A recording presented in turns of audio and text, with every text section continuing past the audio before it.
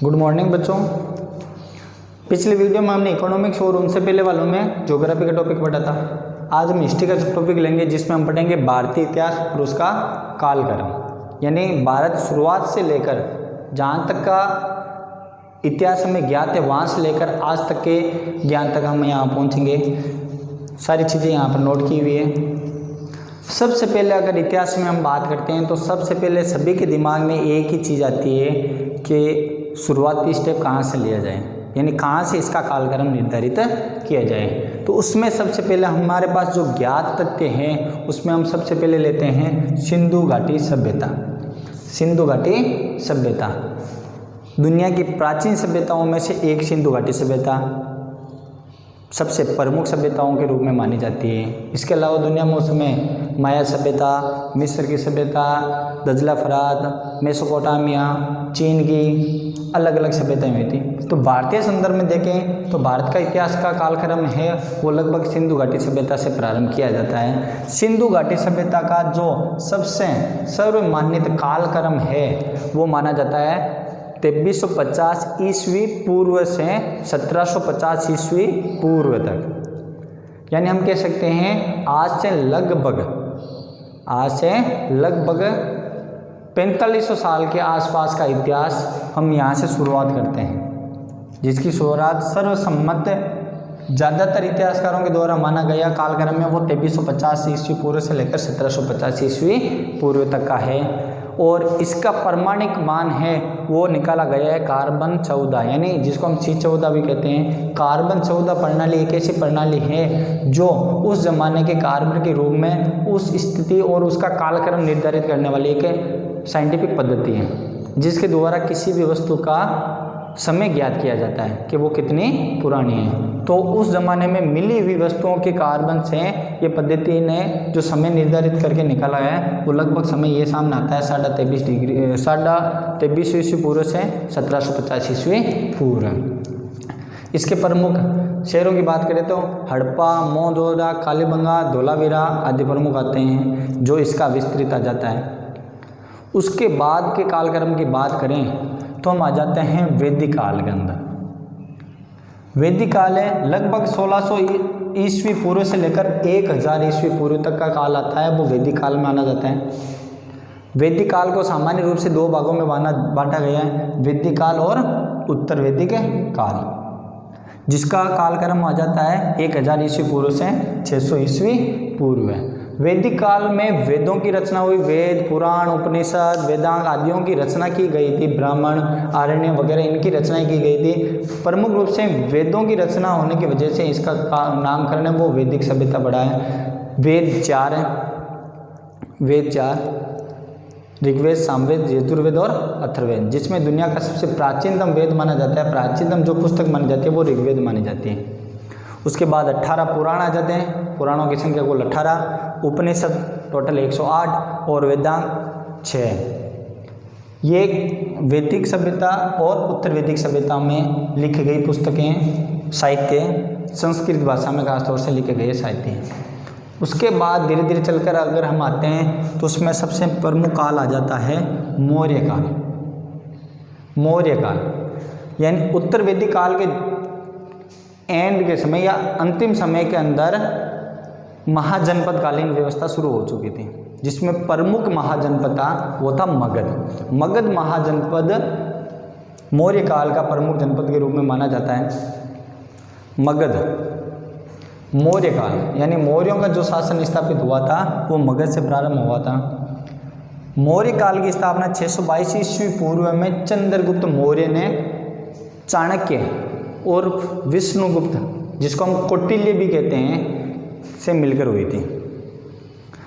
नंद वंश के शासक घनानंद ने चाणक्य का अपमान किया था, उसको बड़े दरबार से बाहर निकाल दिया गया था। तो चाणक्य ने प्रतिज्ञा की कि उस वंश का नाश करना है, तो इसके लिए उसने चंद्रगुप्त मौर्य को चुना और चंद्रगुप्त मौर्य को शिक्षित दीक्षित करके 622 ईस्वी में नंद वंश को समाप्त करके नए वंश की स्थापना की गई थी, वो थी मौर्य वंश। मौर्य वंश के प्रमुख राजाओं में अगर बात करें तो प्रमुख राजा सबसे पहले चंद्रगुप्त मौर्य, उसका बेटा बिंदुसार, उसका बेटा अशोक। अशोक सम्राट सबसे प्रसिद्ध राजा हुआ है इनका। जिसने बौद्ध धर्म के प्रचार प्रसार के लिए बहुत सारे काम किए, बहुत सारे शिलालेख खुदवाए लिखवाए और बौद्ध धर्म के प्रचार के लिए बहुत से लोगों को दूसरी जगह पर भी भेजा, दूसरे देशों तक भी भेजा। संघमित्रा महेंद्र अपने पुत्रों को श्रीलंका वगैरह भी भेजकर उसने बौद्ध धर्म का प्रचार प्रसार किया। उसके बाद हम आते हैं मौर्य काल के बाद में। जो मौर्य काल है एक 322 ईस्वी से शुरू होता है और 185 ईस्वी पूर्व तक चलता है।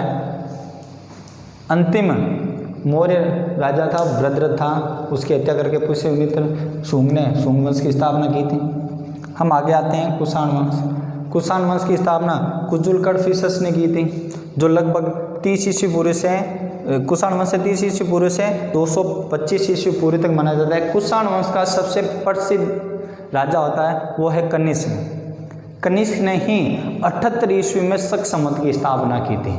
शक संवत की स्थापना सम्राट कनिष्क ने की थी 78 ईस्वी में। यानी आज जो भारत का संवैधानिक संवत है, राजकीय संवत है, वो शक संवत को माना जाता है और इसी संवत की स्थापना करने वाला राजा था कनिष्क, जो कुषाण राजाओं में सबसे प्रसिद्ध राजा माना जाता है।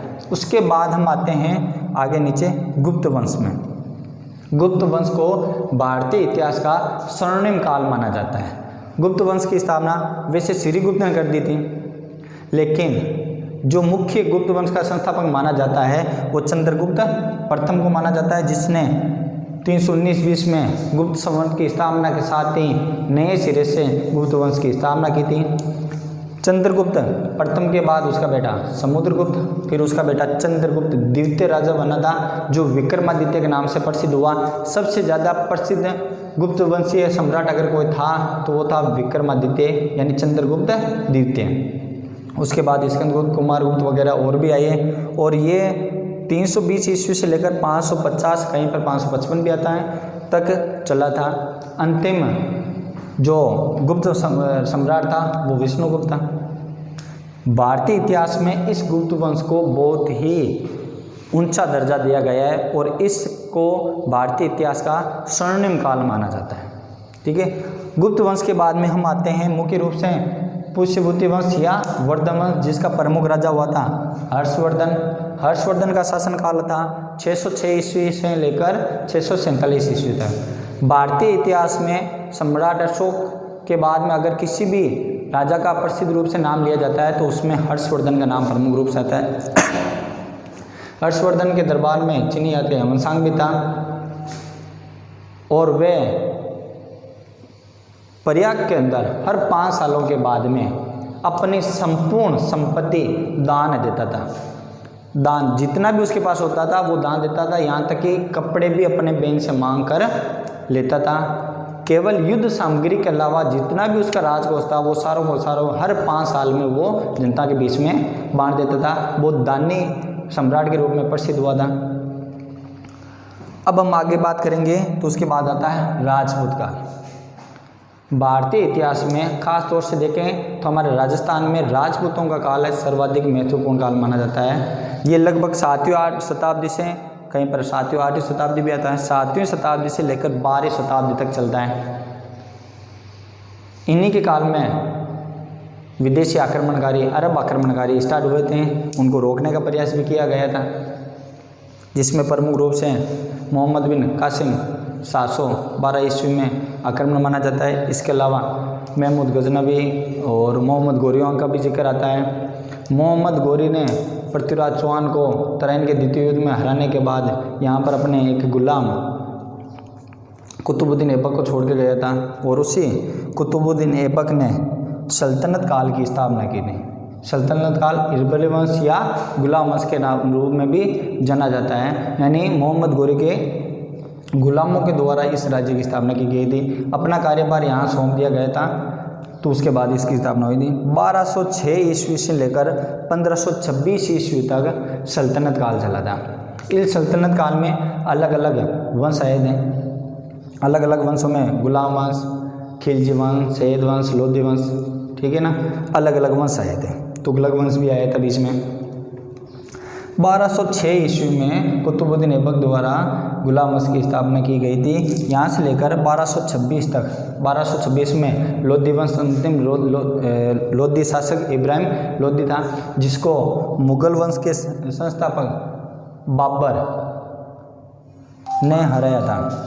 इस बाबर को हराने के बाद बाबर ने 1526 ईस्वी में इसको इब्राहिम लोधी को हराकर सल्तनत काल को ख़त्म किया और उसकी जगह नया राजवंश ले आए, और वो नया राजवंश था मुग़ल काल। मुग़ल काल की बात करें तो 1526 में जलालुद्दीन मोहम्मद बाबर ने इसकी स्थापना की थी।